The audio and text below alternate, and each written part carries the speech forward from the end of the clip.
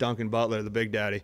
You're on there now. Did Nolan leave you? No one's Did he leaving abort me. the mission? No one's leaving me, and I'm keeping your question right there on live so that people can hear that you and I were trying to. Well, I was trying to figure it out, but I was laughing this morning about the Skype deal because I was sitting there going, I'm not going to be able to answer any of your questions, man, but I got a guy who does.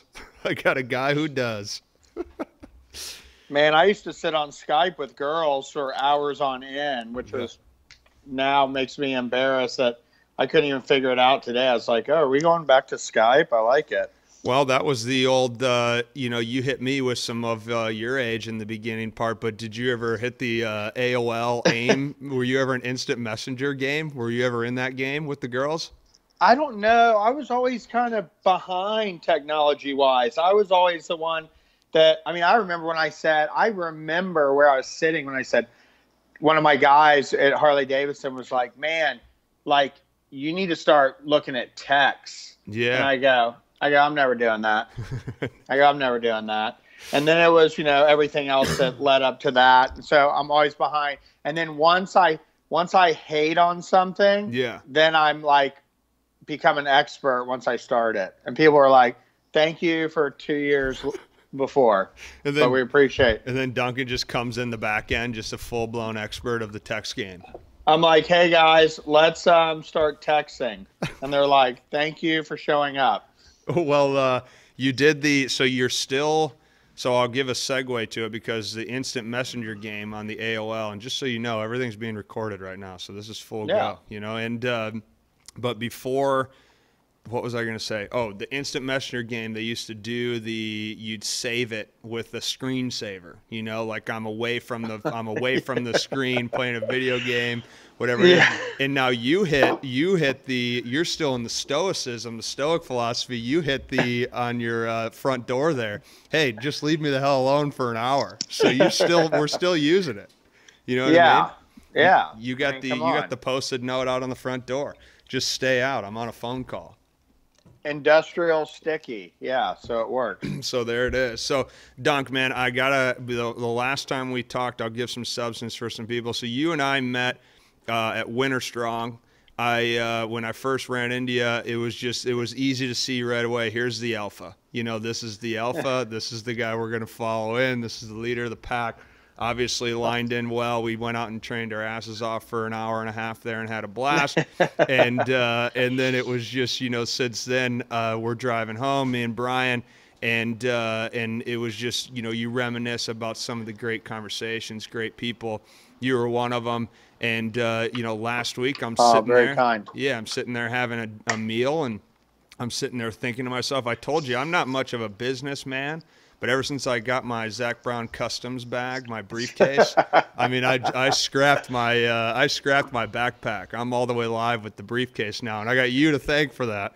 But that led me that's your diversion bag. That's your tactical diversion bag. Yeah, I got my computer in there. I got notebooks. Like I said, I just took it into a meeting this morning.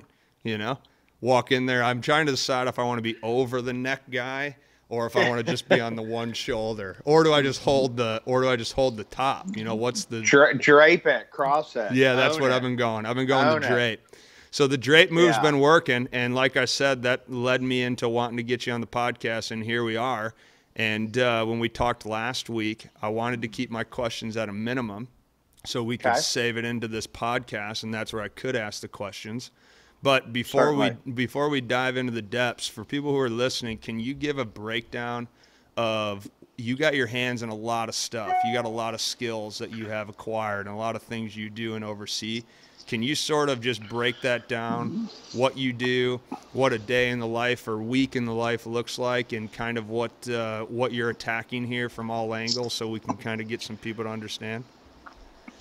Yeah, I'll tell you what I'm doing currently. I work for Zach Brown Collective, and Zach Brown, basically all things Zach Brown.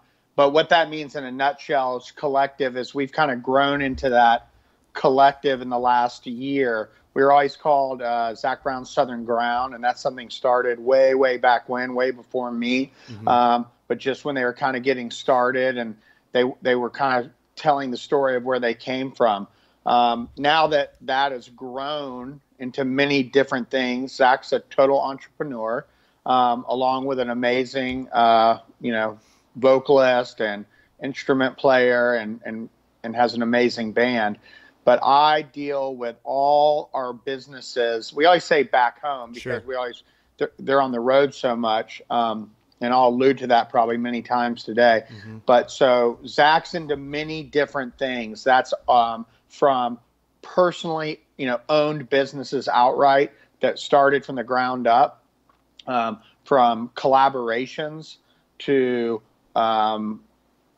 very detailed licensing deals. Sure. And everything. So I am one of many per se, but I am one that kind of tries to be on a daily basis our brand expert. Okay. I am touching everything that goes through what we do. So whether it's on tour, I'm a host and VIP. I work with our visiting veterans. I deal with anybody that's coming to meet the band members per their choice, or dealing with anything that has to deal with radio, anything that's going to be meeting the guys, our band, I'm at some point going to be involved in. I am not the orchestrator. I'm not the one that makes it all happen. I'm a small piece in that. But what we've come to know is I'm pretty good at talking to people and letting them see what we do. Yeah. And a lot of times the people we bring out, it could be a family that's just Zach saw in the newspaper to the town we're coming to or city and are having a bad go at it. Yeah. And sometimes people might think selfishly, wants to bring them out and listen to some music and have a break for a night. Sure. Other things are very orchestrated in the sense that we have very amazing people that have been big donors to support our Camp Southern Ground. And that's kind of everything we do is to support that. And we can talk about that a little bit. But, that when I say more orchestrated is that, hey, these are people or these are groups or these are things out there where I will go out instead of everyone always coming to see us or making their pilgrimage to Atlanta to see, ooh, look what we do. We really want to go see what they do. We really want to see who these people are that are being so gracious to us and let them know that we're very interested not only in their dollars or their time or their influence, but really what they're doing, what their story is, kind of what you and I are doing. Yeah. Our big thing is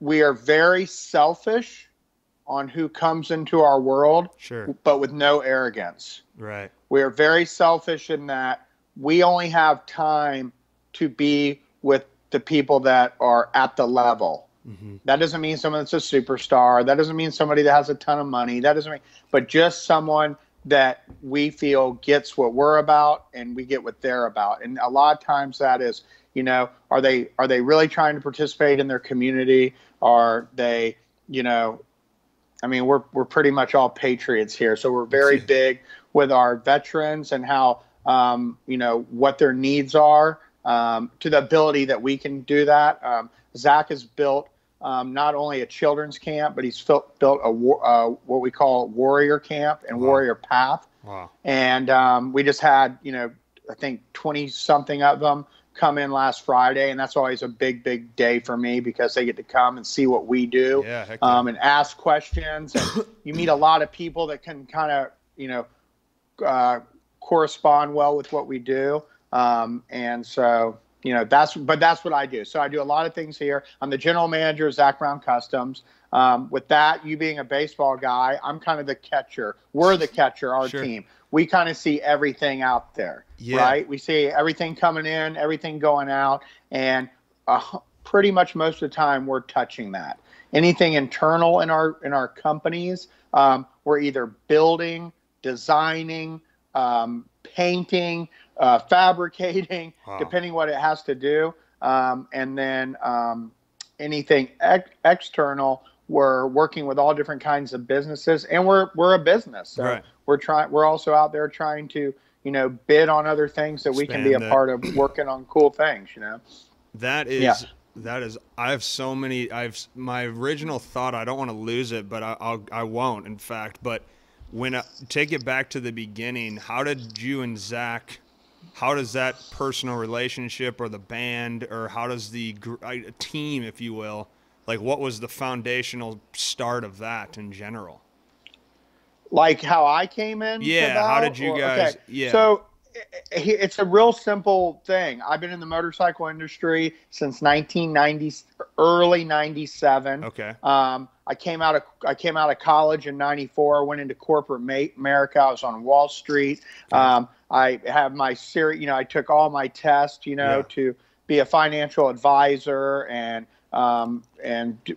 worked for a monster on Wall Street, but based in Orlando, where I'm from. Okay. I got into the motorcycle industry, and then we'll jump fast forward, So now I'm pretty high in the food chain of working my ass off. Yep. After I left corporate, just a little story, and scared my mom and dad to death because I wanted to go work at Harley Davidson, and I started as a wash boy. So I went from 1 mile down the street in downtown Orlando on the 13th floor of the Copper Whopper is what we called it, to Orange Blossom Trail in Washington. If you know anything about Orlando, there's been many songs sang about that road, to working at a Harley Davidson dealership in my mid-20s, just engaged, gone from pretty good, living to making $6 an hour. So, jump up, years later, I've run multiple dealerships, been super successful, had failures, got my teeth kicked in, just kept chugging along because I had great mentors. I had mentors of people that I would never want to sit in a room with today, but man, did they teach me something, right? They taught me something about life, and not everybody's going to be fair, but things are going to keep on moving. So the big thing. So anyway, 2011, I land in Atlanta. I make a decision that I need to be in a bigger city. I need a good airport. I have no reason why I would said all that, but in my mind, that's what I needed. So somehow things were going to go somewhere. I had cut my teeth. I had been successful and built and worked with great teams, business teams. And then I was in the part of, when everything hit the hay in 2007 and everything was like, oh my gosh, here we go. Something none of us had ever been in, maybe our parents had tasted a little bit. And I moved in 2011 to help a gentleman that owned 3 dealerships in the Atlanta area. I was basically helping him on his exit strategy. So I still was not giving myself something that was totally solid. Right. It lasted me about 5 months till we got that kind of orchestrated and, purchased by another large dealer. But during that 5 months that I was in Atlanta, we were a Polaris dealer, Polaris Industries in your area, Minnesota. And Zach's a big fan of theirs and all that, but I didn't know anything. Zach's blowing up on the radio. I kind of have heard of this band. I go to an annual dealer show in Nashville. Boom, it's Zach Brown band is the corporate entertainment, and I get asked by some middle management for Polaris that Zach wants to get toys for everybody in the band and a couple other people that have been with him a long time. Sure. Would have never happened. Nothing would have happened. We were the closest dealer. So we were asked, hey, could we put together that deal? Wow, it was nothing great for me, nothing out of my own inventory, no old stuff I could get rid of. Manufacturing nightmare because we had to do all the titling. We were receiving no income. It was a lot of time. But going backwards, I look back now, I got to spend amazing hours with basically the band on individual basis because there were so many steps they had to go to. It wasn't just come pick up your toy. And I won't bore you with that, but they had to go through all the proper procedures and licensing and all that stuff. Well, I got to meet them. And then the production manager, we ended up kind of living the same lifestyle. And I was traveling, he was traveling, and, we weren't tied to anything. So we just became like buddies when we were back home. And through that, relationships grew. I got to kind of get behind the scenes every now and then. And it really wasn't about that, but I kind of always stayed in the background and kind of watched how they were. And they were a true family. They, everybody supported each other personally. Everybody supported each other via work. And then I slowly meshed into that. But I gravitated to it just because they were all genuine. They were all had been working together forever. Yes, cool. They had kind of made it. Yeah. But I was seeing them as people. Sure. And so I just, lucked out in the sense that I just got to really meet a lot of cool people. And I did my little fangirl a few times, but it wasn't too bad that it caught on. And then I just kind of realized to, hey, drop back in the background. You're already in the room. Yeah. Wow. And get to know these people, So now I kind of say, I knew these guys when a couple of them were married. Yep. Zach was the only one that had kids, and John Hopkins. And then I remember when they got, went through their dating scene, then found the women of their dreams. And, now they're dads and moms with 2 and 3, 4 kids each, Yeah. So, and so through that, we just always kept a tight friendship. And then I really didn't get to be to where I would say having real conversations and a friendship with Z, is what I call him, until probably 2015. Really? So some years later. It's just hard. Round him a lot of birthdays, a lot of concerts, a lot of things like that. But it was just never. It's a very vetted community we have here, and right. it's and you almost appreciate it that if you have that opportunity, Yeah.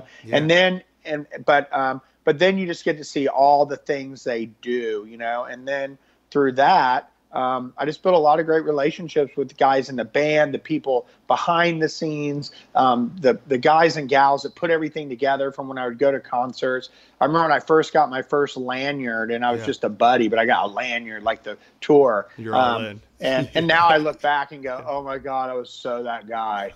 I probably drove them crazy, and now I bus and tour and fly around with these guys all over the country. So amazing. Here we are. Well, you said some powerful, first of all, we're going to dive into that story too, man, because that is badass. And I don't want to forget or move past the move to go to Harley and when you were in your mid-20s, that intuitive, side of it. But you said something early on about you're in contact with everyone that comes to the band, right? So, it's something where you just feel like people feel that, right? Like I can feel your generosity or your care, your trust, and then you get involved in the family and any ecosystem, right? That happens. Yeah.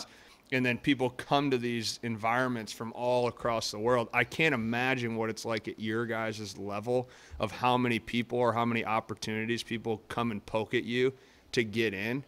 And what is that, I guess, what is that journey like as an individual in that type of team atmosphere to kind of balance out and see through that stuff? Or how do you kind of internally decide this is a good thing, this is someone we want to? Well, first it's, and I don't know what it is. It's just once you've been around, it's weird for me to still say us, but when you're around us now, or around them, I'll say it. And that's when I say them, I'm not just talking about the band. Yeah. We are called a machine. Zach says we're a machine. That's awesome. That's what every year, no matter what we get a tour gift every year at the end of the tour, Yeah. blah, blah, blah. It always says machine member, machine member. Like this does not happen with one thing. So in answering that, so I started, this is going out on my third tour, and they're fast. So it's not 3 years. They're just 3 tours, Okay, it's less than 3 years, right? Wow, yeah. I'm November was 2 years. But you have so many, one, you're very blessed because they've been together forever. Sure. Riggers, lighting, video, production, and then band, and then all the stuff that comes with it. Truck drivers, bus drivers, a lot of people that are in the lead positions have been together for a long time. Wow. So they kind of know the ebb and flow and how everyone works. It's like anything, you got to know people's personalities. Yep. You're traveling by bus and plane, and, you're watching people go through great times, bad times while you're on the road. Yeah, for sure. So anyway, that's kind of, I'm super ADD, so you gotta stop me from bouncing. But answering your question is the way I go into my day is I'm super lucky because I have people that refuse. We are such a team out there. You do not get to fail. You can have a bad damn day, but you don't get to fail, dude. There's too many. I'm just saying. That's why I always say.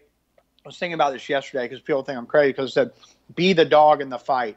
It's like me. Everyone's like, "Oh, Duncan's being funny" because he always talks about dogs and stuff. And he doesn't even have one. But my point is, dude, I don't mean like you're the badass. It doesn't mean that you're making it all happen. You're not. But dude, show up, dude. And a lot of times when you just show up, it's like that's enough for somebody, right? Right. You're going to show up, and in a bad situation, maybe they don't want to see you because they're like, "Damn, dude, they show up. They're not like backing down." But on another thing, in my world, I'm dealing with so many people.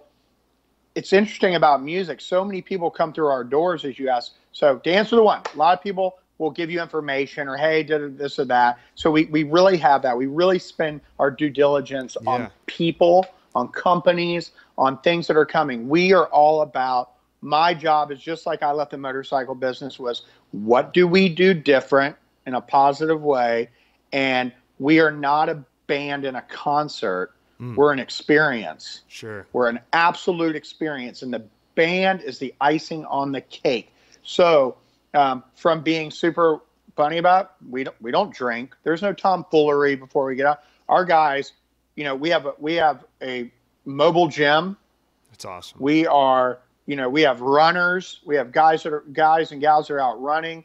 I've got a girl that I do 22s with every night right before we get going, just kind of for our veterans and stuff. It's just something I do. And she does it with me. She kills it. She always likes to do 3 or 4 sets. So that puts her about 80 something when we're done.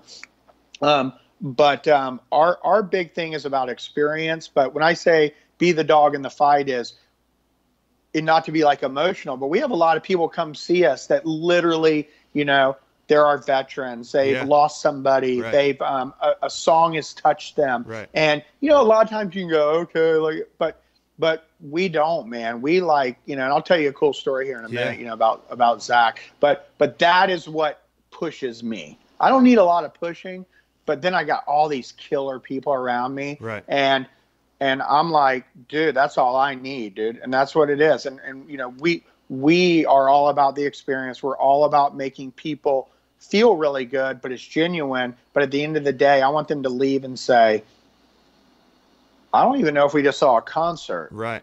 But we met everybody was on point. Right. And we hold ourselves to that. Cool story about Zach is when I got on tour, the guy's got 900,000 things going on. Sure. 2 things he does. I'm always, I built up my responsibility as in, meeting people that he's going to meet, getting them to be where he's going to be and stuff like that. And the one thing he does, if you are, I don't care if you're Willie Bananas, Congressional Medal of Honor, billionaire, and he knows he's going to see you, and I walk up, he's coming to me first. Wow. And he's going to be like, what's going on? How was your day? We excited? We ready? We going to burn this motherfucker down? Yeah. He doesn't care who's sitting there. Yeah. And then he turns around and goes, oh, hey, John. Hey, buddy. Hey, Harvey. What's up, man? Da-da. And that's people he knows and people he's meeting for the first time.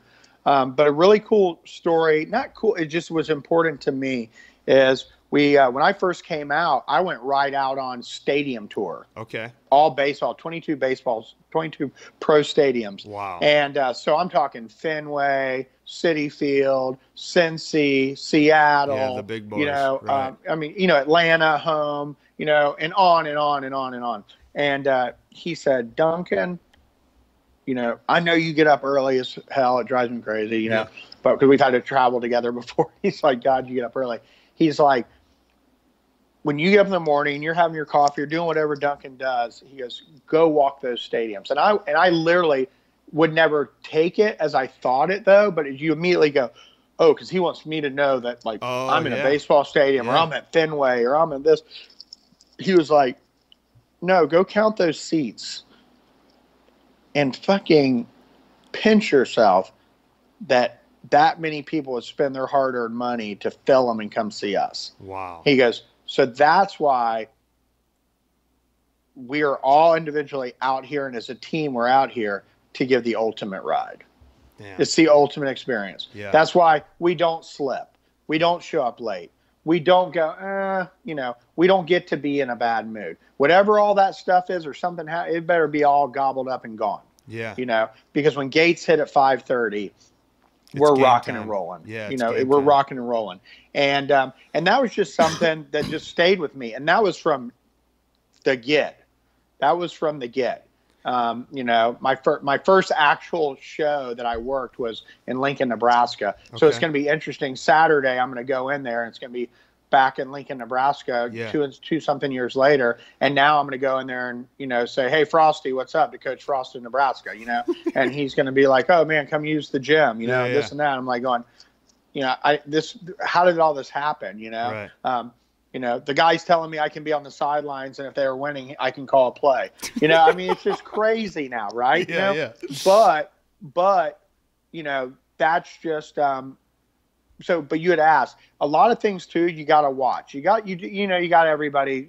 Is hammering, clipping and clawing and wanting stuff. Yeah. But it's funny. You just learn. You look at the people around you. Yeah. You look at the friends that visit. You look at the people that we do business with, and not every one of them's a home run, or we're great, or we're the great ones at it, or anything like that, but all of a sudden you're like, pretty quickly. Yeah. And it doesn't mean you change. Well, I got to imagine you do, because you have so much experience in that too. Like with all the people, all the rounds of that. Yeah. I think the thing is, when you really look at it, it's almost like, and I'm not an athlete like that, but you practice all day. Yeah. And I think it was Favre that used to say, hey, we work all week to play on Sunday, right? Yeah. And we so we're just back it up. We work throughout the whole day to be ready from gates open to 11:30. So I might be up at 6:30 in the morning, and my day ends at 11:30. Yeah. But from when and really for me, it's funny. We do a bunch of different things, because the band members do so many different things from the cities we're in. Right. Clay Cook is an actual professor at Berkeley in Boston, where he went and graduated. So he is, always meeting with, student groups and all that are in music and all that, and to cities we go to. For instance, we're going to Moline. I'm going to meet with 12 high school students that are, music driven. Yeah. And he's going to take an hour out of his day on the stage to do Q&A with them.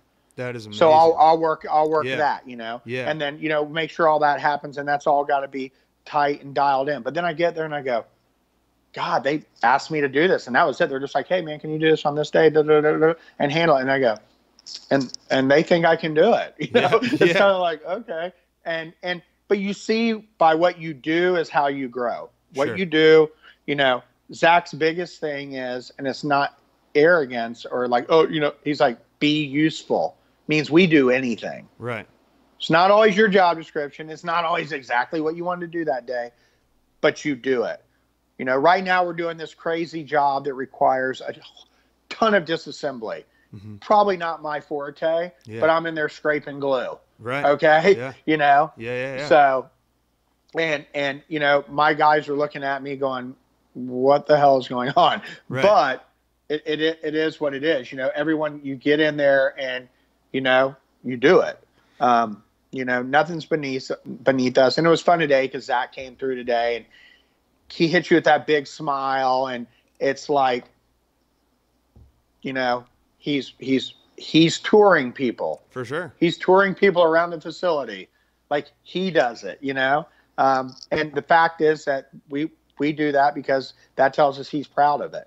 He's proud of what we showcase. Yeah, it's solving problems and being a good teammate. You're adding value somewhere along the lines. You just need to continue to add value. Something that you mentioned too, of like, when I go back to the story about walking the steps, do you ever, in the pinch myself analogy, as you get deeper into this game, do you ever find yourself, I don't want to say taking it for granted, but does it ever become like a normal when you're on tour? Does it ever just become, or do you feel that endorphin or emotional trigger? Because music is such an emotional response, and that's an experience you're talking about. So do you get an emotional response on every show, every night? Like you kind of talk about, you could be having some shit going on in your life, but then you have this amazing show every night. Like how when you guys leave, no, and that's the thing. The biggest thing is the people, right? I mean, the biggest thing is just what you're saying. Yes, I'm not going to sit here and go, man, every day's awesome and this and that. Right, it's exactly. like, hey, man, I've been on a bus for 12 hours. And it's got to suck. It's raining. Yeah. Tents blew over, this or that.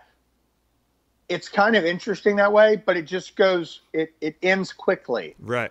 Because somebody tells a joke. Someone comes and busts your can. It's just like, we just got a bunch of wild, smart, creative, crazy humans that I get to be around every day. So cool. And man, they let me be a part of this, and they have an expectation of me. And and if it doesn't happen, it's not 100. But every night, I will tell you, when the gates open, and dude, it's entertainment, man. You meet a lot of crazy people, right? And this is one of those people that couldn't read that sticker. The old instant, the AOL but he's a hammer.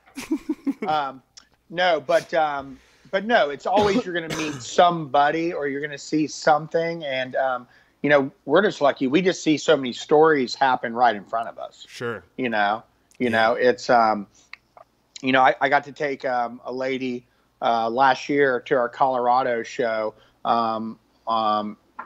for the Green Beret Foundation. Okay. Yeah. And her husband and her literally happened to be just monster fans. Okay. Yeah. They're monster fans. So it wasn't like, hey, we're coming to a concert. We weren't one in the radio. We're going with a friend. And he said, he's definitely community guy. And he was literally told her, hey, I'm going to be back and we'll get those tickets. Well, He didn't come back. I mean, he's like the guy that was on the news. A big wig team guy and all that stuff. So a friend of mine that was Green Beret reached out to me and was like, hey, man, how do we use our foundation dollars? Da, da, da, da. And now this was not a Duncan thing. It was just cool because I said, we got this. Right. And then we got to FaceTime her, and tell her we were thinking about her. Damn, and that is so doing cool. all those things. But then got to have her out. We got to surprise her, and I got to be a part of that. But then I brought her out and I met the person, that is going through probably the worst thing in her life. Right. And I took her on stage, and she was with about 8 people and a bunch of Green Beret guys that were amazing. Yeah. But I just pulled her to the side, and I said, "Man, I just want you to look at Colorado Stadium. I don't know if you've seen it like this, Coors Light, there it is." And we're just sitting there, and the audience is looking at her. I mean, it's early, but there's a few thousand people staring back at her. For sure. And dude, she just bawled. Yeah, just lost it. And I was like, okay. And I was like, man, I kind of hope that's good in a way. She's like, man, this is like ridiculous. This is crazy. And then I watched the concert with her, so it's like some nights it's like you don't get to do all that, right.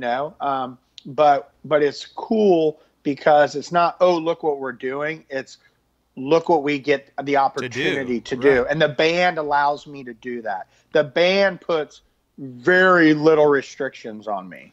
And I mean that from Zach to all, 7 other guys, they allow me to grow. They allow me to flourish, my bandmate, my bus mates, they allow me to, nobody out there tells you, here's the cliff notes, here's how everything works.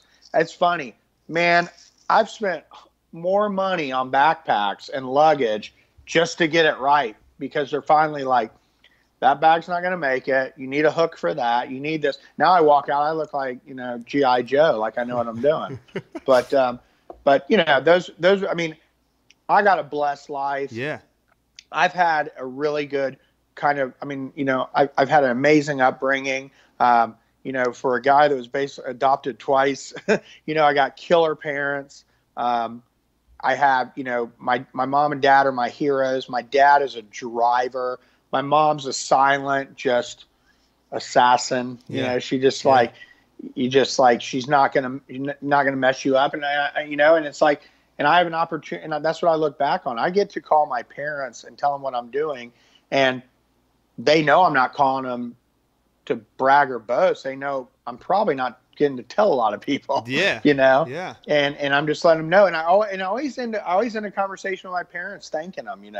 Thanking them, dude. Man. Thanking for whipping that punk's ass, and drive and pushing me to drive myself and letting me make mistakes, man. Letting me fall on my face. My dad was good. My dad was good about that. He was like. Yeah. Well, you'll figure it out. Think about when you made that move when you were in your 20s and you leave that leap of faith, essentially, right? You leave that corporate hierarchy chain that can be very, tempting, and it can lock you in and keep you in it and take you away from opportunity. And then boom, you go and ride on your intuition. I mean, that has to have a lot of, like you said, the parents and the mentors that gave you that ability to make that choice. Harvey, I can tell you what I was wearing. Like, I remember literally I was the bike washer. Mm-hmm. I was the bike washer. I remember them telling me, you don't even sign anything. They're like, you get $6.50 to do this. Just walk in. I was wearing custom dress shirts and cufflinks and ties at, 25 years old, 26 years old. I had studied in Manhattan. I had trained. I was like, the top of my group kind of, other than my Series 7, I was just made it. So let me not get ahead of myself. I just made it. But, like my uncle said, all you got to do is get on the field,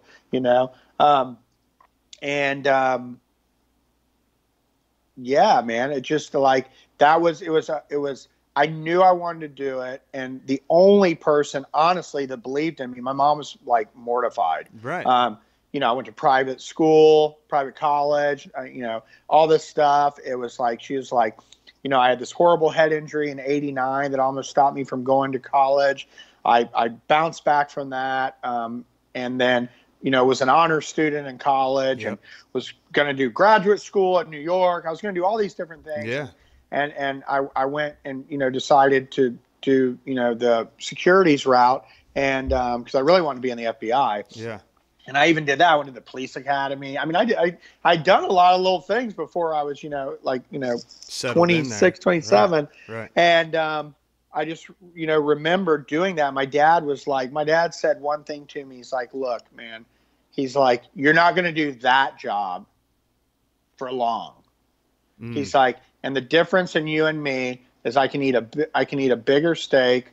A more expensive steak and more expensive bottle of wine. He goes, it doesn't mean it tastes better. That's awesome. He said, so if this is what you're going to do, you're going to go full head of steam. And my dad used to have a great saying. I use it all the time to him. He gets embarrassed. My dad's tough as nails, by the way, but he's always said, just step up on my shoulders, step up on my shoulders. Wow. Like, I don't care what you do, just step up on my shoulders, and I've got 6 brothers, 2 sisters. Oh, nobody's, in a bad spot. Everyone's had, obstacles and stuff like that. But I kind of feel like, man, I just got this band of no nonsense, and I was definitely the causing nonsense one growing up, but me and my older sister. But so yes, that was a life change. I mean, literally, I was young, so you want to be making as much money or at least as your buddies. It's definitely, I want to be like the Joneses. I mean, I went through all those ups and downs, and then I just put my head down and I had enough common sense to go, okay, how do I get to where that person is, or how do I get to be a salesperson, or what's that finance mean, and what's this mean and this mean, and did every job, every crappy job, every weekend cleanup that they asked of me. And, and basically 6 or 7 years, I was the head of $60 million motorcycle dealership group. Damn, dude. And a funny story, at 33, all I wanted to do was be a director of parts, the director of parts, not the parts manager, of our 3 dealerships. and they came in and offered me my first store. And I literally didn't even hear what they said. You just and said, I went, thank you. Yep. I really wanted this. Yep. And da-da-da. And the owner who my owner at the time was Steve Dealey, and you can Google him because he's the one that took Harley Davidson public in the 80s, and he was in his 30s. Damn. So, so that was my boss. But they said no. And he's usually not in those meetings. Yeah. It was your annual review. And they said, no, we want to offer you a store. Oh, and it never happened. You're always a finance person or a sales manager, this or that. And I went from a parts manager to that. And then from there, I was like, okay, I need to know how to do this. So how do I do that? Oh, you're going to go to this candidacy school for a year. You're basically going to have 2 jobs. And then I did that, and I traveled and just kept learning and learning and learning like that. Being an animal like that takes away some things from you, Right. I mean, I had a wonderful wife that I was married to for 10 years, but I never had kids. I was always moving her. We were always going from job to job because I was just getting promoted. But you don't get promoted within at every dealership. You got to go to another one and another one, another one. And, I'd finally just, grinded her to the bone. Yeah, and we're very amicable. So I can say all this, like I would even mention her, but she was great, but I get it, Yeah. But those were the things that, I've grown into. I'm still that person. Right. That person. Well, that was going to be my next question to you too, is how do you sustain that open-minded, learning, beginner mindset always person? How do people do that for the long haul? That's such a deep, broad question. It's so easy to me, and I don't mean it that way. It's so easy to me. Especially with social media now, you can watch it. Yeah. People fucking fail. Yeah. Yeah. Like you fail. We are conditioned and made to fail. Right. And I don't want to sound like everybody else or people that always go, you got to fail, 10 times to get to this. Or like Michael Jordan said, how many shots did I miss before, and look what I did. But for the everyday Joe, me, it's like, man, I know I'm going to fail. I know I'm not going to be the best leader every day. Hell, I know that in the last 3 weeks. Yeah. Like I've had to make changes within 2 weeks to be a better me for people. Okay. Like that's legit. That's like to go home or drive my hour home and then have to be happy for a 9 and 10-year-old and be great to Rebecca and all that. But in my mind, I'm driving, dude. I've never lost that. And that's one thing I never want to lose. But I know I was like, dude, I was not 100 today. Right. I was not 100 today. Right. And it's not. My dad taught me something. I'm so opposite of what I was when I was younger. I was the biggest. I blamed everything. Yeah. It was never my fault. I was messy. I was, just like I was probably vindictive. It's like no one wants to say that, but you get to 49, you got to say it. And then my dad, who I just idolized, but then went through my phase with him, always was hard, dude, hard charger. And he was always like, do not blame, do not blame, do not blame. And we tell stories now that are funny in my family. Yeah. But I was telling a fib, dude. I was lying on somebody in my family for me not to be in trouble. And it's funny now, but as I think about it more, and I'm like, my brothers are so close to me. Right. It's like I still sit back and go, oh, like I was capable of that. I did that. I wasn't capable. I was. Yeah. I was doing it. When I wasn't capable, I was doing it. And then I look at my brothers that much more and go, dude, and they would say, okay, I'll take this one. And they would do it. I was like, God, how much badasser are they than me? And that's why they're my boys. And that's what I learned from. And the best thing about me is I learn from mistakes. I fail, but I don't fail long. I like that. Yeah. And it's like I don't embarrass easy, in the sense. But I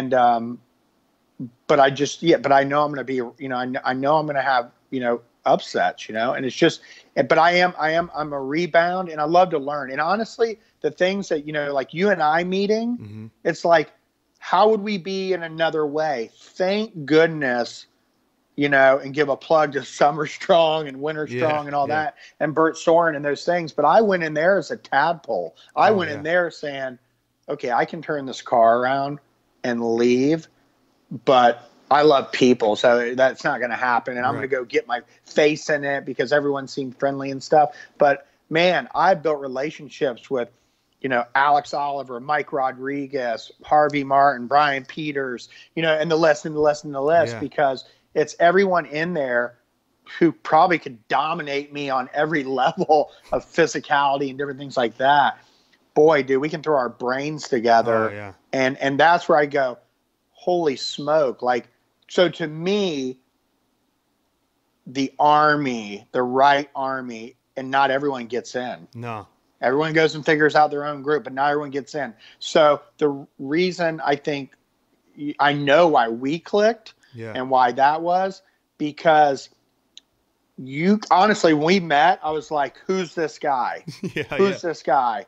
Like, who's this guy? It wasn't about, is he an athlete, this or that? Because I already prejudged, right? Everyone prejudges, and they're like, we're wearing camo. I was like, this guy could be a sniper. This guy could be that. This could be like that. And then we get talking, and the whole idea of, and I've learned this from Zach. I mean, I've learned this later in my life, and I always tell this people, Zach always throws everybody who's different together. That's awesome. That's like our camp. Our camp is for kids, but 25% of those kids are on the spectrum. Yeah. A percentage of those kids have physical disabilities that require a caretaker to be on site. Mm-hmm. Zach doesn't give a shit. Yeah. Zach says, we have kids that come from Southwest Atlanta that have never been off their block. It's amazing. It's amazing. And hear gunshots more than they hear praise. Right. And so when I go into groups and so when I go to concerts and I meet people, damn it, it's my job if I see somebody that's not having a killer experience, Yeah. I'll tell you a story. I had a guy in Syracuse, and I met him, double amputee, served in Afghanistan, served in the Army, Afghanistan, several deployments. So, but I just got to know him, and I met his dad, and we were talking, and he literally, the best thing it feels about me is when someone can go, dude, I'm having a really good day. Yeah.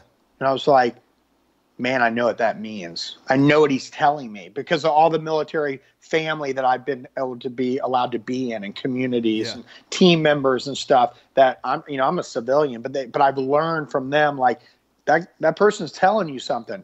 And then we get in the show and they have him in the field and he's in a wheelchair, and he would laugh right with me because I was like, I went right to the guy and I go, I need your supervisor right now. I said, dude, I got an Army veteran up there, and it doesn't even matter that he's a veteran, but he's in a wheelchair and he's in the fucking field. Yeah. And the guy was like, done. We got it. Right. That's where I go, I love, because that's would be the expectation of the guys. And when I talk about the guys, I'm talking about the band and everyone behind it. And I'm just saying, but that's how we are. So it's from that to getting to meet people like you to, then looking back on my past and going, man, this is just all, like my mom always said, you've been training for this day. You've been training for this day, and coming from That's her really to cool. me, I know what she means, because it's not money. It's not this, but it's like you're being successful and getting beat up and getting turned down and not having the right answer of why something was happening to you, and then wondering why was I getting this accolade? It goes both ways. To this is how things work if you just keep grinding, and keep grinding. It's so powerful, dude. I love the way that you tie in so many different things, and then just the simplicity of just being a good person is really like the result that you're getting to at the end there. Yeah, but I mean, but every one of us has a story, right? Everyone. Well, that's why I love doing these. I don't fully know you yet, right? Right. But I'm gonna get to know you. Right. Like it's like now it's gotta happen because we went right to friend. Right. A lot of times, and I do that. I'm aggressive that way because I feel I'm very trusting. Yeah. Yeah, I've been burned. Yeah, I've had my feelings hurt. But, dude, a lot of times I just love it because I think I have a good intuition. And I think I don't set myself up to be around a bunch of crap. And I know what it looks like. And but it doesn't – I went through a phase, mid-30s probably, where I think I got jaded. Mm-hmm. And but my fight is I just really like people, and I'm interested in people, and I'm not interested in everybody being like a Duncan, because those people like almost freak me out, because I have some of those in my world. But I just love, but I think a lot of it is just what other people have allowed me to be in to get to that, you know? Yeah. And well, I just think, I think once you learn that, just getting to know people's crazy. Like, it's crazy fun, but you got to put time in. For sure. You know? Well, I was going to ask you that. Did you have a turning point to where, one, you kind of felt you knew yourself even? Like, this level of awareness, was there a flipping point where in the Harley transition, or maybe those fear days, was there a transition period where you kind of went, I don't have this necessarily figured out, but this is who Duncan is. This is my intuition. Because you just hammered. I love that word, intuition. Was there a point where you started getting some feel?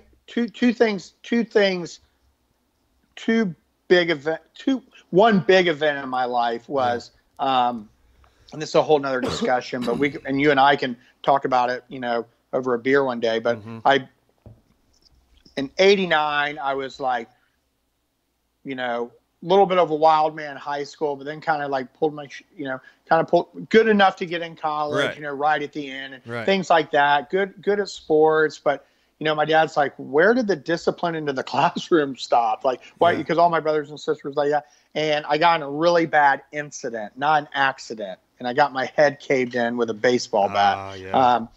So that, and you and I will talk about that one day. That's a whole nother thing. But that was the wake up of my life. That was the wake up of my life. That was how that happens, man. You're dead. You're done. Good night.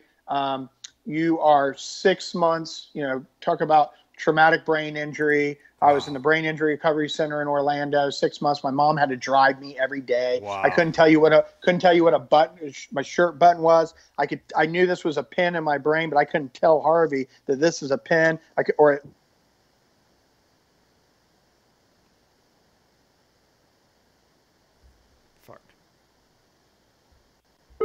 A speech pathologist, I had to go through 5 before anyone would even put up with me and my anger, was that my father was absolutely instrumental in that, because my mom wanted to be a mom, and that was the day she wasn't tough, and my dad was like, I want to hear it. Like, I'm going to train your brain. I'm a doctor. And I thought, oh, you're being like, here, you can, that's not even your field, you know, and just, you know, great neurosurgeons and all that. And one crazy, honestly, psychiatrist, you know, that after I went to all these people, you know, he finally said, you know, read as much as you can, do all this. And this is actually now that I could kind of talk and do all this stuff. So that was a big. And then I went to college. I got into college. I had to go winter quarter at Mercer University here in Georgia.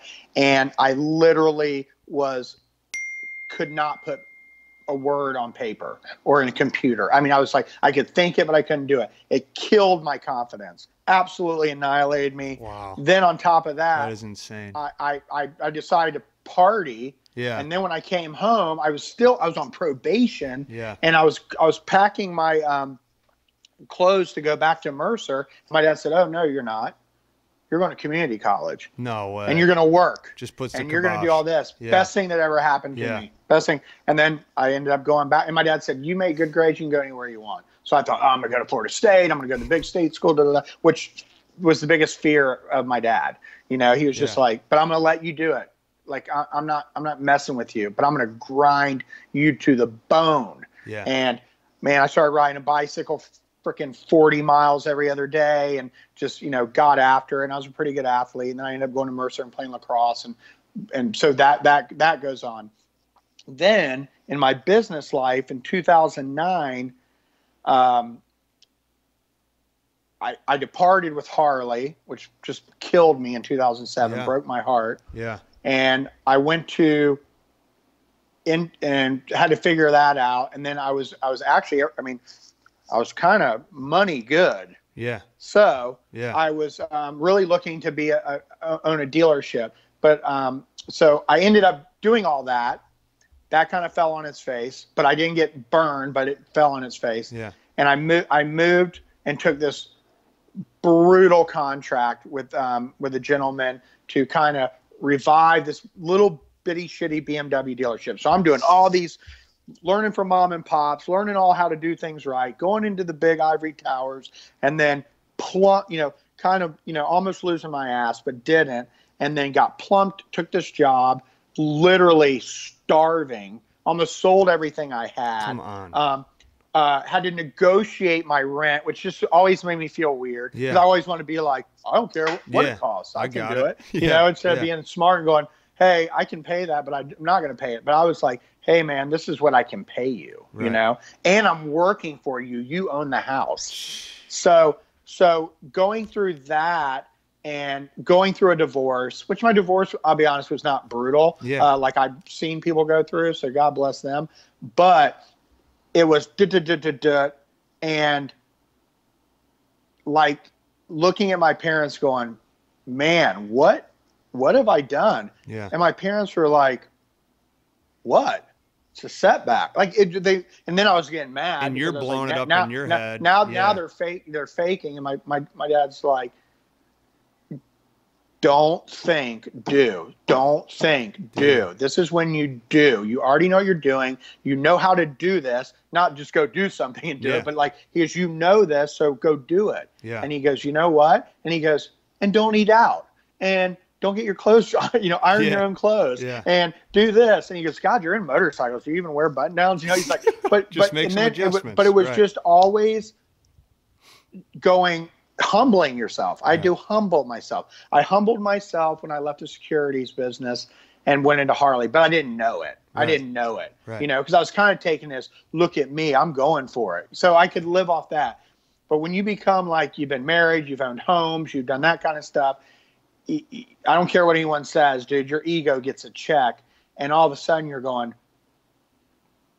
I'm taxing out credit cards. I'm doing this. Like, this is not how I was brought up. Or I've done this before, but it was 15 years ago and I got away with it being a dumbass kid, and now here I am doing it again.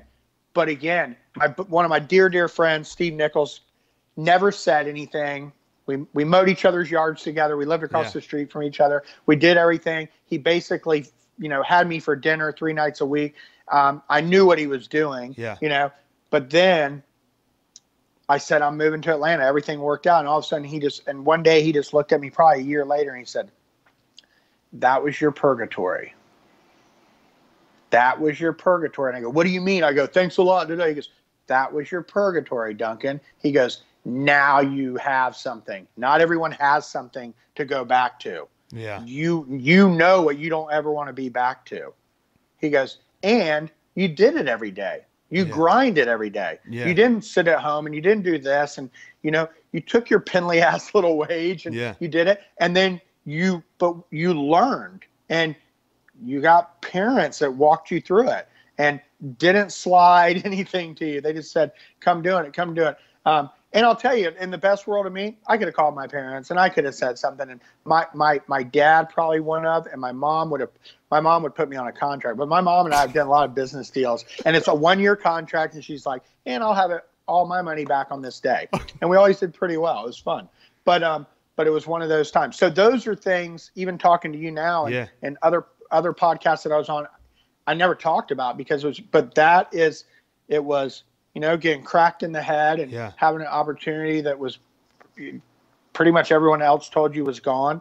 And then, having the hoity-toity job and all that stuff, and then going back and then, having a lot of success, in my industry, a lot of success, and then, failing. So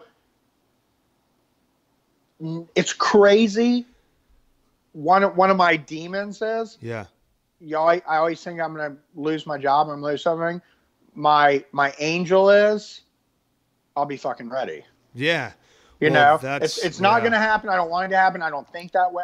But you're it's just good. one thing that I do fight, but it's not anyone's making me feel that way. It's just Duncan being crazy Duncan. Well, I feel like that allows you to go further knowing what you just said and feeling. And it allows me to go do one more thing. Yeah. Put one more hour in, read to those 2 kids, walk with them. Yep. Like sit there and let him fall down. You know, Teddy ate shit on Saturday walking as our 10-year-old, and he just ate it. And it was just funny. I just sat down next to him, you know, because I'm kind of like the stepdad. So I kind of sat next to him, and, you know, 3-5 months ago, I'd have been like, dude, well, you know, and I was like, just don't say anything, dude. Just let him go through it. And it was just a matter of sitting with him that he was like, okay, I'm good. Like, I need to tighten this up. And I'm like, and then, you know, last night it was funny because I said, man, how's that leg feel? And he was like, oh my God. And he just laughed. But so it's, man, I'm 49 years old, going on the biggest learning phase of my life. I get to do stuff that I would only wish for other people. And it's not to be working for a band. If that's what they want to do, then great. But just like legitimately know that you're not a know-it-all, nor do you have to be. Right. And I think our job is to put the right army around us that we are 180% going to commit to, and they're going to commit to us, but, you know, and then run free, man. Just like run free. And that doesn't mean without responsibilities or anything like that, but just absolutely go for it, but prepare. Right. Like, you know, prepare. Some people are natural and they just know things and they're good at this and they're good at that. But dude, I get to work with a guy that tells me what he's not good at. Yeah, that's so And advancing. I get to watch him be the best. At something. It's so advancing. You know? It's just freedom. It seems like there's so much confidence that comes with that sort of freedom. You know, everyone's accountable. They're held up to their standard, and you got to be the dog in the fight.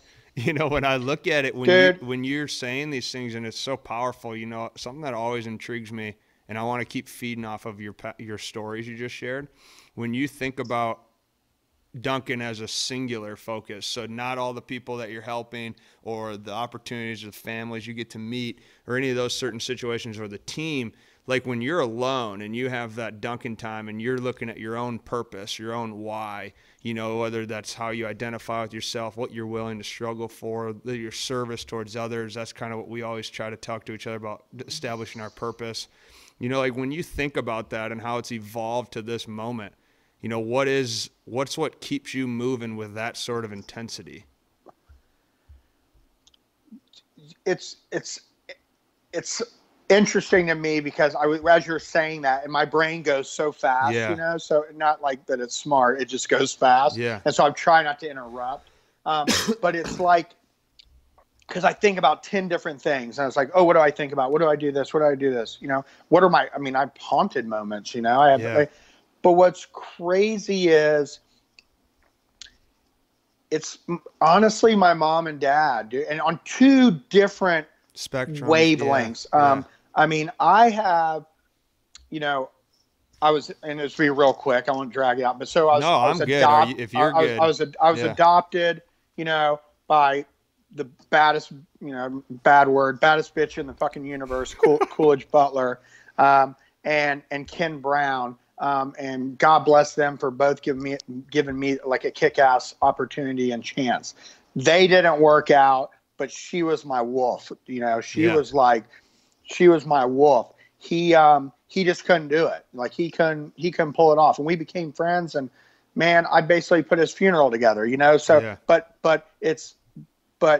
this guy, Steve Butler, the hardest charging, baddest son of a bitch I know, who came from nothing to become a successful surgeon and got out of med school, and my grandmother, Julia Butler, asked him, well, what do you do now? And he goes, well, I'm going to go and, you know, I'm going to join a private practice, and I'm going to do this, and I'm going to, you know, like move you down with me. And she's like, well, ROTC put you through school. Like, we didn't have a dime to put you through school. Wow. My grandparents, my dad's parents, were civilians in the mailroom at Fort Benning. Oh, geez. From Columbus, Georgia. So my dad was at officer status, wouldn't take it, but signed up the next day to go to Vietnam. Come on. Where he was a medical doctor for almost 3 tours. You know, so he was 18, like he did what, 12, 18, you know, probably 22 months or something like that, 21 months. And like right in it. So I got nothing on that dude, you know, in the sense, and I look at somebody. I'm lucky, dude. I get to literally call a guy and a gal right now when I leave here or whatever I do and just say, "What's going on?" And my dad's always like, "Aren't you happy? You ain't got to take care of us. We're good." You know, it's like, you know, he always says that. But is always, you know, he wasn't the big, loving, doting dude. He won at every baseball game or lacrosse match or this or that because he was working. Yeah. He had 6 kids and he was working. And my dad always said, I am part of the good old boys club, you know? And I just think, you know, being long-winded in your answer is just, everything that I do, good or bad, I have to face him. Sure. You There's know? a maker there. And he allows that to happen. And that's just, and honestly, it's just like, I just thought of that now. He just allows me to be me. Like, he legitimately takes me unconditionally, like, shitty fucking day today. Yeah. You know, like, he's like, that's a shitty day today. He goes, okay, so what are we going to do? Yeah. He does not, there's no map with him. There's no thing, but he will listen and he'll talk to you and he'll be hard, dude. Yeah. He'll smoke you, you know? Yeah. And then when it's really good, it's almost my mom, and she'll be like, you know, Mom's super religious, you know, she always like, know where you cometh from, you know, and all that stuff. And dude, I mean, that's it. When I'm on the road, that's who I think of. You know, I got an amazing home life. Rebecca's been an absolute jewel. Yeah. She's tougher than me will ever be. And I mean tough. I'm not like a fighter or something like that. But I mean, just like, I want to be mentally tough. Yeah. That's the game I want to go at with somebody, you know, if we're going to do stuff. But I want to be doing it to help them. Yeah. You know, I want to be, and that's what we get to do out here, you know. Some days people need us to be like their brothers, you know, and then some days they're like, we need them to do the same thing. And I think we all come from this pocket, you know, of all these experiences. And I think what's cool with what I'm learning is I'm having fun, you know, being kind of the older guy around, you know, and learning from the young guns and meeting y'all and seeing like what y'all are doing. And like, I love digging in. It's not to be like stalking, but just go, holy shit, you know, or like going, man, what was I doing then? Like, look what these guys are doing then, or this or that, or this, that. And, you know, talking to Brian for a few minutes and like, he just was like, boom, boom, boom, boom, boom, you know, and he was like, you know, and he was like, dude, I'd love to pick your brain. And I was like, dude, this is all vice versa. Yeah. This isn't like I'm Mr. Advice or I've done something great and I've done something. We're all good at something if we've really worked hard at it. Yeah. And we're all striving to be better at stuff we don't know anything about. It was so funny. I was telling my dad about you. I was like, Dad, this fucking dude, and this is what I went ADD on you, is when I met you, I was like, it was kind of funny because I saw Jeeves and the guys kind of going like, oh my God, well, he signed up for 2 teams and he did this and he feels bad. And my whole thing, I kept looking at you and I was like going, dude, like, who is this guy? He's like so fucking nice. He's smiling. He's like crazy new excited. And I said, and that's why I looked at you and I said, dude, you want to be on this team.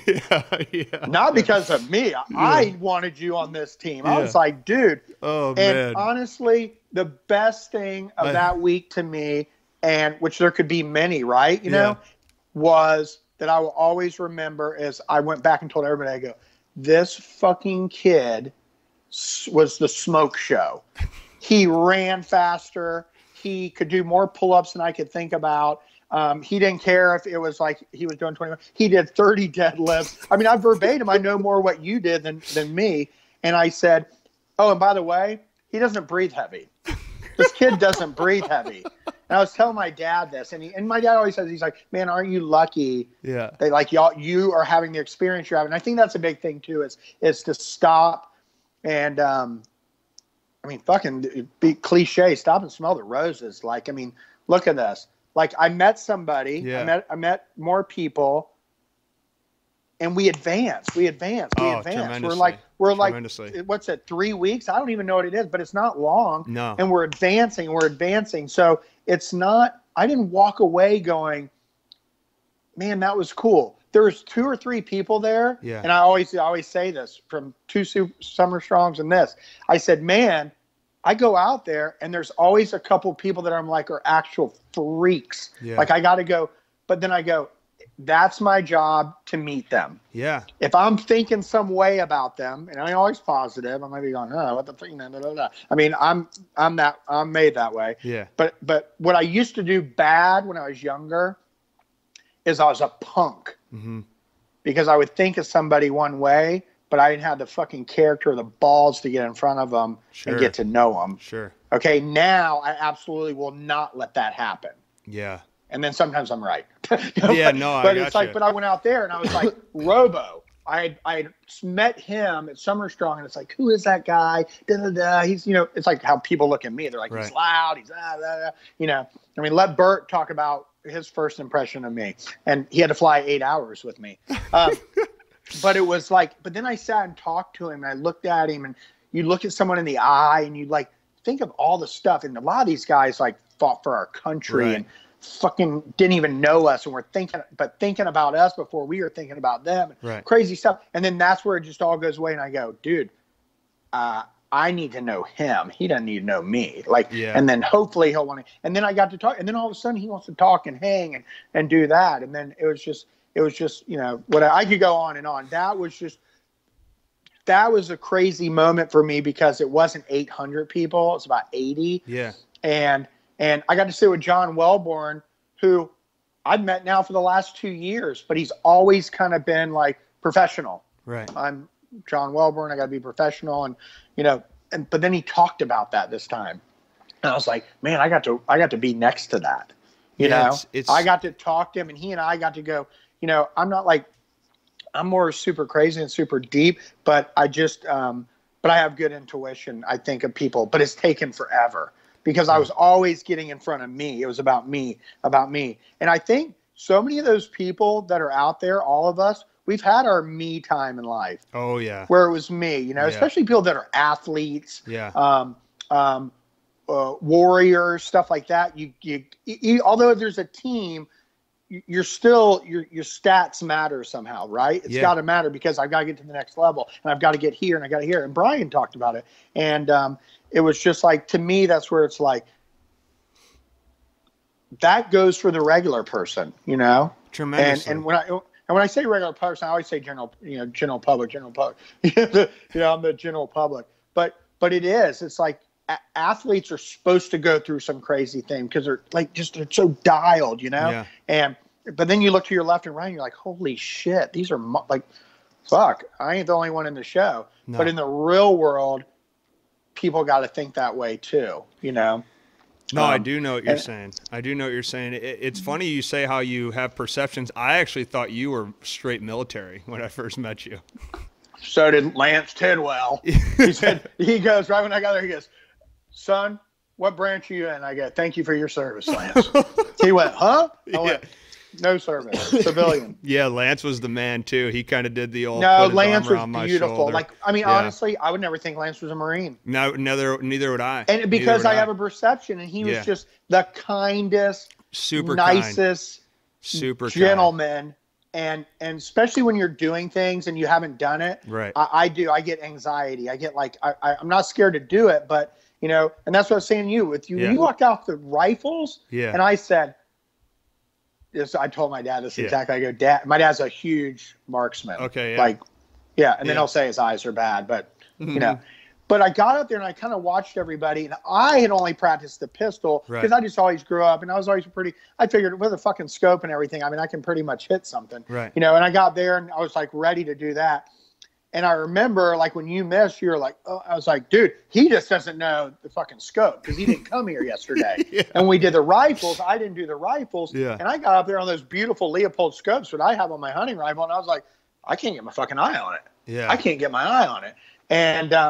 And you got up there. I go, Dad, he goes, side angle, 100 yards, coyote, I remember it like yesterday, and I said, Dad, I wish there had been paper there because his pattern was fucking assassin. Yeah. And I told him, I said, you better watch out. The military is going to be talking to you. That's hilarious. I told my mom and my buddy that story. I was like, I hope that wasn't real. I was kind of nervous after Duncan dropped that line on me. Because I thought Duncan was military, but he isn't. So no, dude. No, it was amazing. But you're right. I mean, you leave those. I feel the same way, or a way where, I mean, from my perspective, to be in those environments, I don't even ask. I don't even know how it happens. It fortunately happens for me. It's starting to happen more, which is really cool. But I've never left. I've never left those environments and not. I was telling my girlfriend the other day about this, of that when you go and do those things, I might not know what it's like to have your role in life, but I do know that I can take what you're saying and I can add that into my own journey, my own way of living. I can take that just do mentality, that be a good teammate. I can do that anywhere else. And the same thing of like when we were at MindStrong, I had no idea that was the first time I ever shot a rifle. So it was like I do that and I shoot the pistol. I hate you a little bit, just so you know that. Well, you learn from all these amazing people. And I don't know how, and I want to tie it in. I hope that you can still be talking right now. Dude, I'm good. Okay, cool. Yeah. I'm good on here. Yeah. Okay, cool. Yeah, I just don't want to ruin your time there. But when you talk about experience and what you do for a living, I align with that so deeply, because that's essentially what I want to do and what I hope these podcasts and our MindStrong and everything does is create experiences. But that's what that environment was with these such diverse groups. And if you just allow yourself to be open in the experience, then you get to feel it and you can learn from so many different angles. And it's amazing. It's an amazing experience. It's so crazy how fear, failure, on the smallest levels, like every day we have like, oh, I'm not going to do it right or this or that. Like I'm crazy. Like I can talk to you forever. You're going to come to a show. I'm going to show you. And I'm the host of the VIP. And I get on the mic and do all that. Yeah. I'm nervous freaking Nelly doing it. It's but cool when I'm doing it, I got to get my mind right. When I speak to my group here, we do, we're going to talk to our state of the industry and our numbers and where we're at and where we sit. I get nervous because I'm always like, why am I doubting myself? Why do I doubt myself? You know what you're talking about. You know what you're doing. Even with that type of arrogance, I'm not believing the story sometimes, and that's where I just sit there. I mean, just tell you a little bit about me on that, and that's when I sit there and I go, please do. I talk to myself. I go, man, you got this. You do this, and you owe it to them, to be on when you do this, and you're on to pick out your top employees and you're to lift up the ones that may be dragging a little bit because they're not feeling good about that. I was an asshole boss 10 years ago. Mm-hmm. You know why I was an asshole boss? No, go ahead. Because of lack of confidence. When you don't know something, right? And this is why Summer Strong and Winter Strong or anything like that is putting yourself out there. Get in the ice bath, get in the sauna, run, compete with 4 people you don't know, and think because you're like, and go through all the shit that Jeeves is better because he was a receiver and Matt's going to, lift all the weights and this and that, and, Napoleon's this and that. Yeah. And then we all got out there and guess what? We had fucking obstacles. Yeah. 100%. Oh, man. Fucking release broke. Yeah. But our beast, we all got behind him, and I'm probably the one trying to get him his fingers cut off, but he pulled it back. I just wanted him to pull it back. Yeah. I wanted to be fucking our Braveheart moment. I wanted to pull it back. And that's what I wanted to leave when we ran in there, that, you know what? The person that came out of the box that no one knew was Harvey. Yeah. And that's a fact. The person that fucking we all got behind, you had crazy mindset, was Napoleon, right. Jeeves is a freak athlete. Oh, yeah. And he plays it down more so. Because I think that Jeeves almost is like, hey, I'm not playing football anymore. I'm this and that. I'm like, boy, dude. But for someone that's a spectator, I watch how you run. And you move. You move. Yeah. And then Matt is more of a powerhouse than you think, like just the brains that's going with him, the way he, and then, I'm just the crazy Jack Russell that's yapping at everybody. But all of a sudden, holy fuck, we had a team. Yeah. Oh, yeah. Like, and we're going to talk, I mean, I'm going to talk about it forever. It's like, there's nothing better than getting into something, you know, and I went sidetracked, but the whole idea is, you know, for us, or to, you know, is to move people, is to get into that what's not comfortable, you know, where when I was an asshole boss, it was because I wasn't confident, because I didn't know. And then when I learned, I was like, God, now you got to backtrack. Yeah. Now you got to apologize. Now you got to be this. And I'm all for one, like, if you've done something wrong, apologize, but never have hurt somebody, you know, right. Never verbally, physically, or whatever. For me, it would have been more verbally, you know, or passive aggressively, or, you know, like, dude, forever I will be working on that. I'm as passive aggressive as they come. But it's to me now, getting to do what I do is like, man, I want to be selfish in watching the face on someone fucking feel good. And it's not like I go up to you and go, oh, what can I do to make you feel good? But by listening to somebody or seeing their situation, and it's not to be a superhero. It's just to be like, man, I got you. Yeah. Everyone in Atlanta who knows me will laugh, because I walk the Beltline. I live on the Beltline. I'm blessed to live in a killer area. So I get to be around a ton of people, and I'm just always Atlanta. Everyone talks to everybody. Okay. So it's crazy. Yeah. Like, everybody talks to everybody, you know, and it's just a great city. And that's why I fit here, because you get to do that. So when I go out on tour, you also have to be cognizant of everyone's personality and their feeling ratio and what they're ready for, you know? Yeah. And so, so for a big group, I can come in, madman, welcome to the night, da, da, da, and then, but individually, or families or children or something, you got to be another Duncan, right? You got to be someone that's, you know, conscientious and understanding, and, you know, Lord, not cussing or whatever. But I just think we together all get an opportunity, you know, and that's what I've gotten to do with this group. I have gotten to finally get into my wolf pack. You know, Zach calls us a tribe. Zach calls us a tribe. Yeah. We still old school before every show. You know, it's one of the coolest things I will ever get to say that I get to see is watch everyone get behind that stage and Zach get in the middle, you know, and say, and, you know, and it's either like, let's burn this motherfucker down, or it's just something simpler or whatever. But all of a sudden you're like, man, I'm a part of that. And that's how he wants you to know you're a part of that, you know? And the funny thing is, if you happen to be walking backstage or something, and I've had this happen to friends, and all of a sudden, if you're backstage walking, when they do that, they're like, stop. And you'll be like, oh, get in. No way. And I've had friends, when I'm doing other stuff, go, I was in the bathroom. You let me in, you know, I use the bathroom backstage or in my office for the day, you know? And all of a sudden I look in the picture the next day and they're like, they're in. Yeah. That is so awesome, it's, man. That is so cool. So it's amazing. You know, I don't know. No, it's amazing, man. I could listen to these. I could listen to the way that you elaborate and take it moving forward. But, you know, to kind of finalize it and round everything out, when you kind of where you're at now and all the insights and nuggets you've sort of dropped in this conversation, which has been delightful to just share conversation with you in general. Oh, likewise, buddy. But when you move forward and you have these, you're going to go on tour here and you're going to keep ripping it up, you know, and obviously I'm very curious to kind of think about just how intense that lifestyle too is. In fact, before I get to that question, I'm going to ask that question. What is it? How have you learned to discipline yourself on tour? How have you learned to take care of your health mentally, physically, emotionally? I'm sure a lot of people would be curious to know how to do that. It was tough at first because I came out and I knew the infrastructure. Okay. So I knew through other people's eyes that we had a mobile gym. All our meals are prepared for us. We're spoiled in catering. We have all this and da da da. Yeah.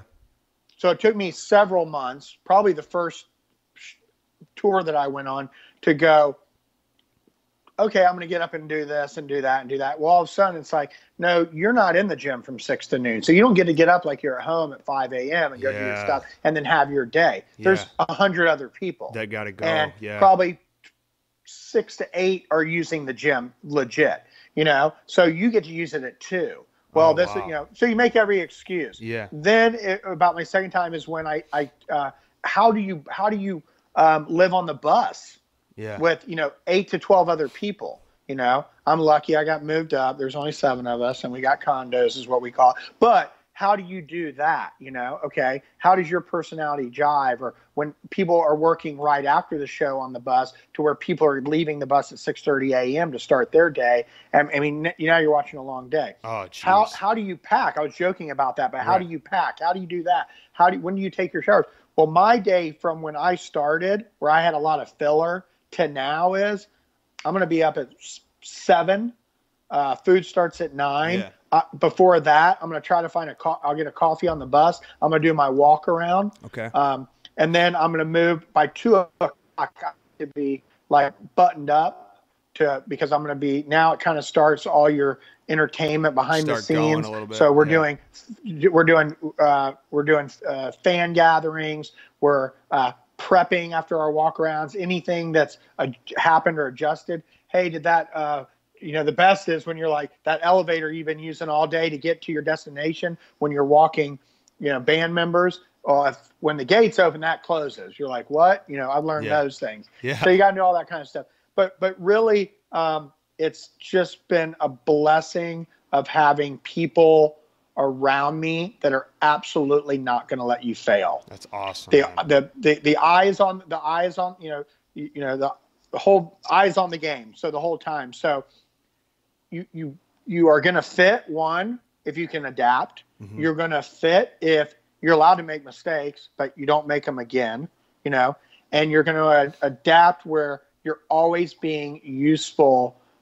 That the common goal is that when the gate opens, per se, the doors open or whatever, it's go time. Everything's ready to go. So whatever happens behind the curtains can happen before that time is not seen, but it better be fulfilling, the quest to put on an amazing experience. And I really get away from saying show, which I still say, but once we go live, it's experience. And that's what, and just thinking that and I get to look at everybody around me and what's happening. I'll give you a quick story. Tanisha Mize, she stocks our buses. Okay. Tanisha Mize stocks our buses. She's the one I do the 22s with. Absolute animal. We wake up every morning to see if maybe we can keep up. Oh, man. So she's just rolling. So the person that stocks our buses, and I'm going to say it female, is the one that is the rule of thumb on our tour. Yes.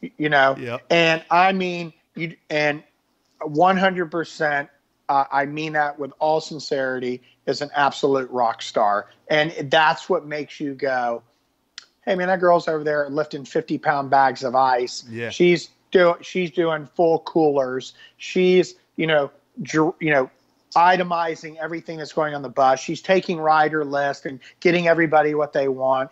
If you're not getting that, she's letting you know. Yeah. And she's doing it with a big smile. And, and she's always pumped up, and she's always got her earbuds because she ain't got time no time. Yeah. Honestly, that's a motivator.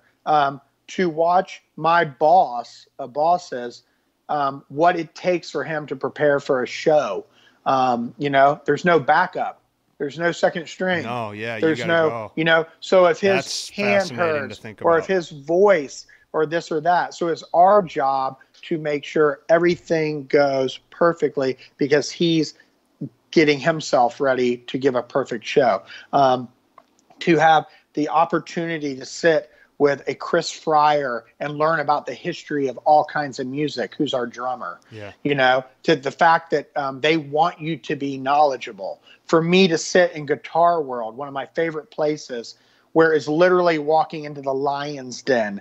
These guys are 100% responsible for those guys' instruments when they hit the stage. Yeah. And to go nestle up next to them and have them a year and a half ago, literally one of them go, "What the hell are you doing?" I go, "Dude, I just got to learn. I need to tell stories." And they're like, okay, smart ass. I go, no, I'm serious. Yeah. I kept sitting there and literally uncomfortable and awkward. And finally they said, are you serious? And I said, oh God, he goes, okay, what do you want to know? I go, you deal with the two best guitar players in the country. Yeah. Like, when are you changing strings? When do you have to change strings? Like this and that. And all of a sudden he was like, oh, he's serious. Yeah, and he goes, okay, well, if it's 100-degree night, blah, blah, blah. It's usually never that when we play, but it could be. Okay, well, they have different moisture on their hands. So I might be changing, literally have to go pit crew and change right after a song when I'm handing them another one, but they're going to need that for the next song. Yeah. So all of a sudden I'm learning this stuff, and I'm learning them and our drum techs, and I'm sitting there with them, and I'm talking to our video guys, and I'm talking to their riggers, and I was like, hey man, what are these two crazy, Indiana Jones ladders? And he goes, well, we're the only ones, blah, blah, blah. We have people that rappel. We got people that go 40 feet in the air to hang lights, but I know them. I get to know them. I go to our front of house, how does all the audio work? Hey, buddy, Andy Hill, what do you do? Well, he's sound manager on stage. Front of house is Eric Roderick. Adam's this. He's basically a technician when something goes wrong in the show. And this is a guy now that's working on, but I know all that stuff now. He goes, Duncan, I'm a mechanic that works on a motorcycle from your world, but I'm doing it with music, and I'm doing it all digital. Yeah, jeez. And if it goes digital wrong, then I'm going old school. Yeah. So these are all things that all of a sudden Chandler McGee makes all our racks. So all our stuff, and we take our whole world with us out on stage. It's like, so we can fit more than 3 things. He can fit a dozen things. Yeah. Like those are all made here. Those aren't, so it's just, and I don't even know what the question was, but I was just going on a tangent. But that's, the story that I need to know about our people to go out there and give that experience, and I need to be smart on, who am I showing around? It's all preparation. Right. It's preparation. It's taking it very seriously. To give an experience is not something you take lightly, and it's kind of crazy. It's my job on the tour. It's like, and I'm always like, and I've always been the guy in the motorcycle world is somebody's out working me. Yeah. And it doesn't mean they're getting up earlier or they're doing 15 hours, but they're working smarter. They're learning red flag laws in the finance department. Sure. So they don't get in trouble. So they're doing the right by their customer. They're, understanding interest rates, and how those can change, to where we have the best ability to take care of the customer, to give them the best rate. And not hoodwink them and not do that, are my people, everyone I'm working with tonight, it's my job to get them excited, right? Although they might be the most excitable people. I do a walkout song on my Deemer box. I started catering at about, 5:30. If I'm usually nowadays, I don't get to do it because I'm doing other stuff, but I still make sure I go through and see them because they're the people that feed us. For sure. Just getting everybody to know that he's coming, and it just happens to be me. He's coming. There are no bad moments once the gates open. We're all a team. We're all going to this fun war together, Yeah. And you know what? At 10:40 we zip it, and 11:30 I'm about done, and then I get to go. Whoo! But the way you take care of yourself, real quick. Honestly, you're not a party animal on tour. Right. You don't play on a school night, and that's what we call first night out. You don't play on a school night. whether you're flying out or you're busting out your first night because the next day's a work day. Yeah. So you're not partying on a school night. The end of a show is always good to kind of break down and not be an old bag, and do whatever you do for fun with the people that you work with, because that just keeps that going. Because you're going to be with them long, dude. It's like leaving your life when tour ends. Right. I mean, it's an emotional time. It's crazy, because you do this thing with these people, and while it's happening, you're not gobbling that up. You're not smelling the roses. You're like, on to the next thing, on to the next thing, on to the next thing. Did we get everything? Did we do this? Blah, blah, blah. Are we respecting each other? Are we making sure everyone's getting their sleep? Are we this and that? And we bust cans too out there, and we have fun. I'm sure you do. Yeah. Well, but when you look at the end of this, so here's I'll tie you into think of this and then take it into your day. When this is all said and done and you get back and reflect on this, whether it's after a tour or even when it's just at the end, right? When you look back at the whole experience that you created for the world, I mean, what do you want to see with that? Where do you want to take that? Where do you want to take the vision moving forward, and then how you look at it at the end?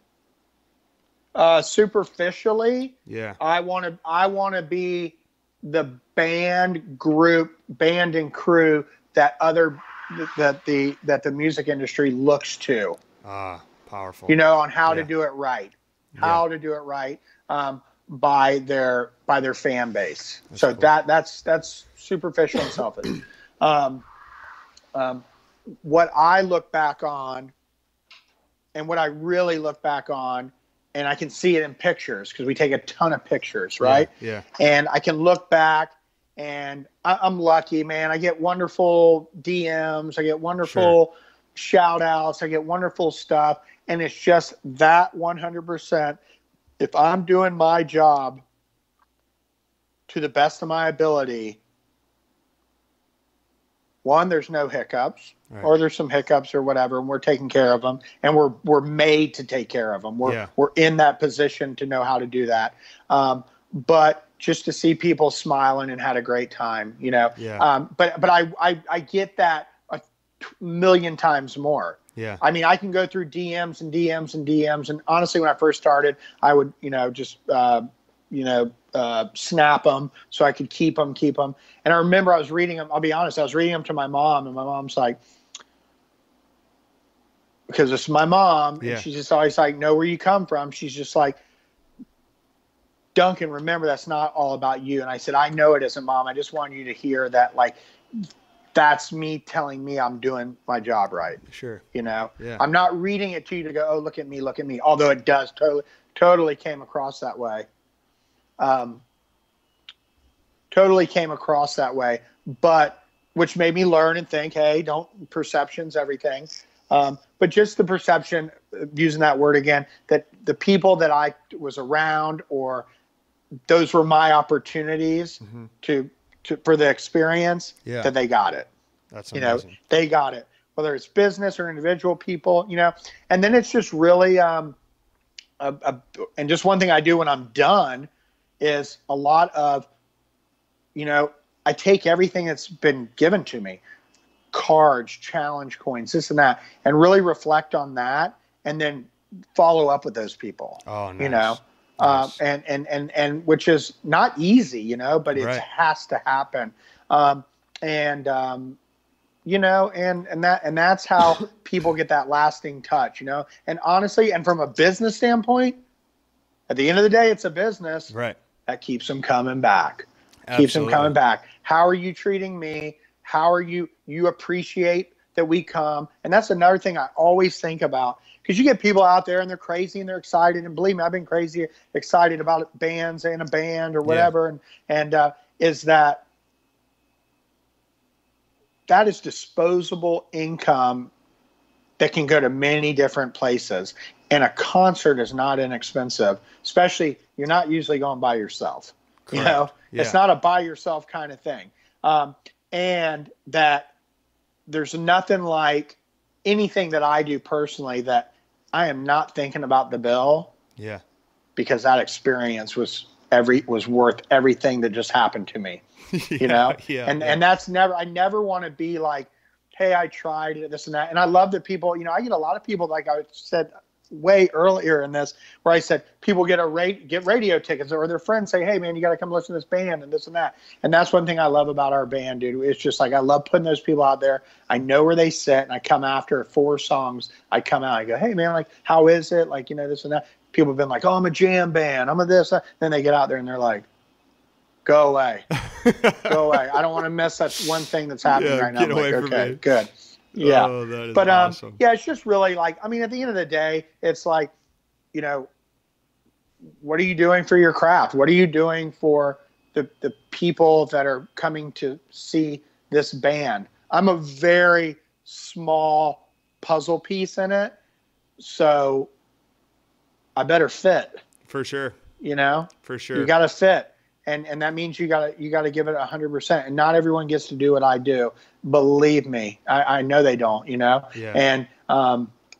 And that's it's I take it very seriously. But I get to have a fucking blast doing it. It's not like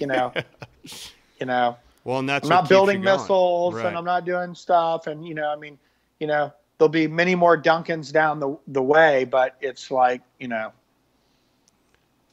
go out and we rock it. It's powerful, like man. I'm amped for Thursday. Like I'm sure amped to land. Yeah. Like I will get on that plane and I will be like, I'll love packing my bag, which I hate packing.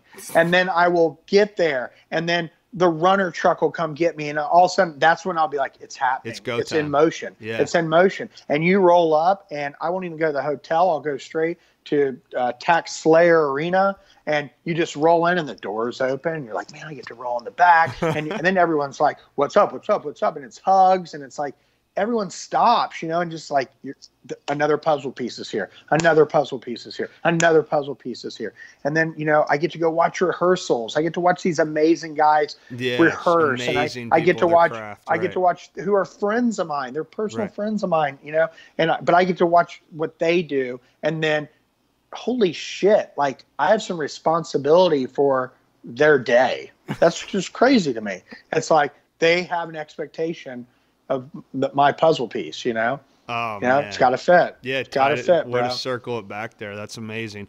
Speaking of some of the other things you do, just for some, here's your superficial plugging. I hate to do this to you, but how can people find you personally?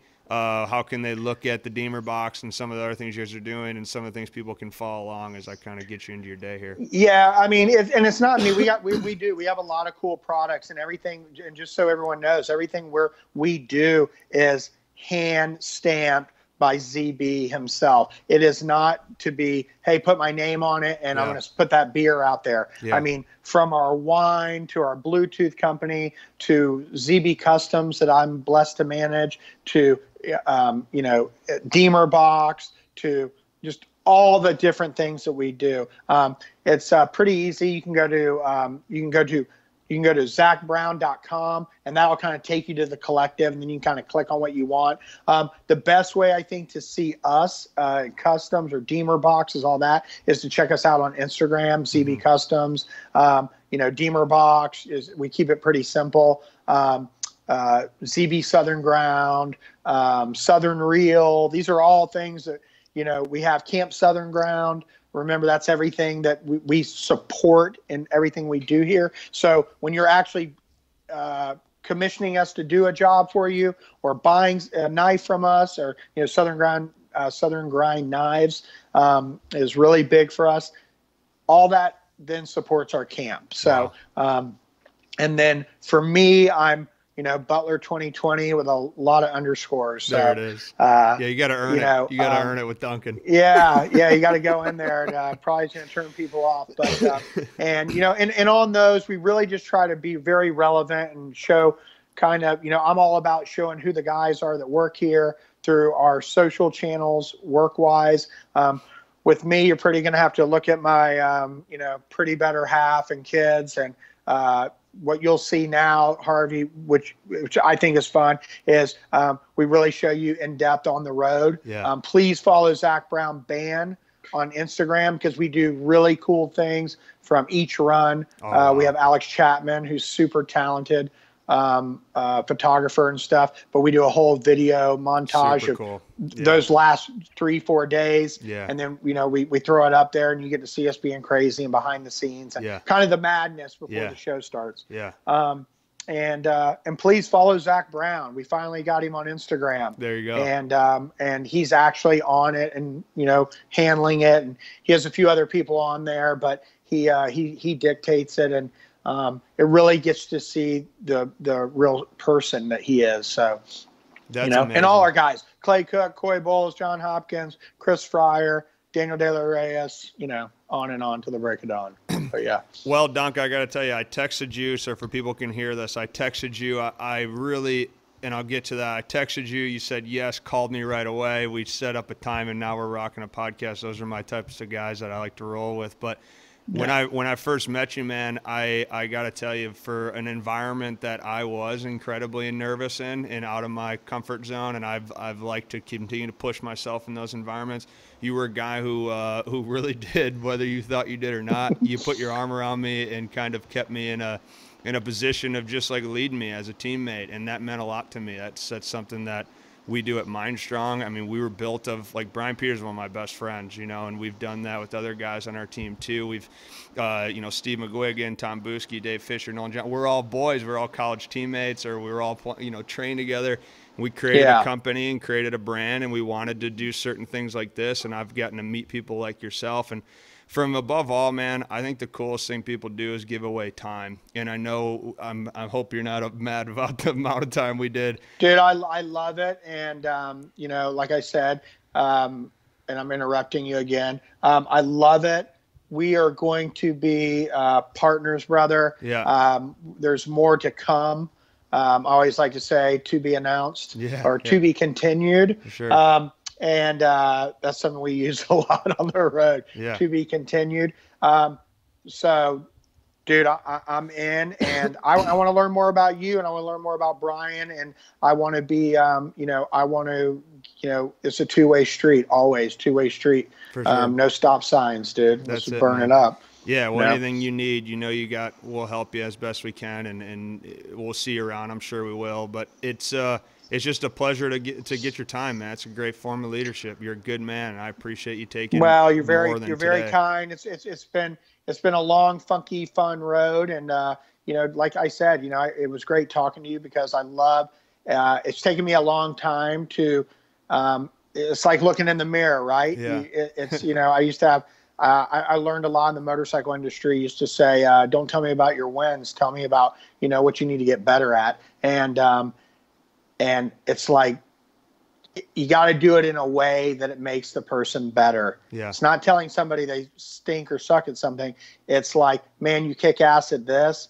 How can we help you get better at this? And a lot of times it's, like you said, I was you, Summer Strong 11. Yeah. And that's why I donned myself tadpole. And the thing is, what you did is what probably attracted me to your whole mindset and the way your brain was running that day is that, dude, no one knows yet. This guy's got something to offer. And I didn't know it. And you blew my mind, and I'd rather have my mind blown than think I know something. And you blew my mind.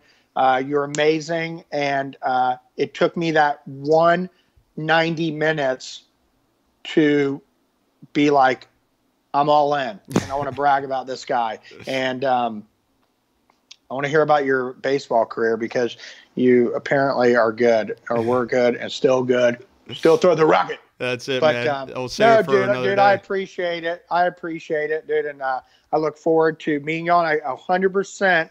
I need you and Brian out at a concert, and that's an order. And we just need to pick one and see what works. And if it's not this spring, let's look at summer and make it happen. You just got to get there. Yeah, we'll figure it out, man. You got to get there. We'll figure it out. I'll let you nail the tour, and I'll be following you guys, and we'll make sure MindStrong does a good job of helping this out and pushing you guys a little bit more. Yeah, dude, and I definitely let me know what I can do. Of course, we'll do reposts and stuff like that, but I really want to know the nitty gritty, and however we can help. We're happy to do that. That's amazing, man. Well, hey, Dunk, again, I look forward to growing the relationship, man. You're a good man. I appreciate everything. Thank you. Look forward to it likewise. All right, brother. All back at you. Yeah, buddy. Enjoy the rest of the day.